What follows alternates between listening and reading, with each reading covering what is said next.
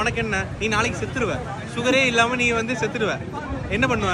இவ்வளவு ஹெல்த்தியா இருக்கேன்னு சொல்றல, என்ன பண்ணுவ சொல்லு. நாளைக்கு நீ செத்துட்டு என்ன பண்ணுவ சொல்லு. வணக்கம் நண்பர்களே, இன்னைக்கு ஒரு ஓய்வு நாள், அதனால ஓய்வு எடுக்கலாம்னு முடிவு பண்ணிட்டேன். புரியுது. ஏற்கனவே 4 நாளா ஓய்வு தானடா எடுத்துட்டு இருக்கேன்னு சொல்றது எனக்கு கேக்குது. கரெக்ட் தான். என்ன பண்றது, சாவு தூக்கு போட்டு பேக் பிடிச்சதுனால தான் நமக்கு இந்த நிலைமை. வீடியோக்குள்ள போறதுனால ஃபாலோ அண்ட் சப்ஸ்கிரைப் பண்ணிடுங்க. காலை உணவு சாப்பிட்டு என் தாயை சர்ச்சில இருந்து கூட்டு வர போயிட்டேன். வீட்டுக்கு வந்தது எங்க அம்மாட்ட முடிக்கு என்ன வைக்கணும்னு என்ன கேட்டா என்ன பாட்டில் கொடுத்தாங்க.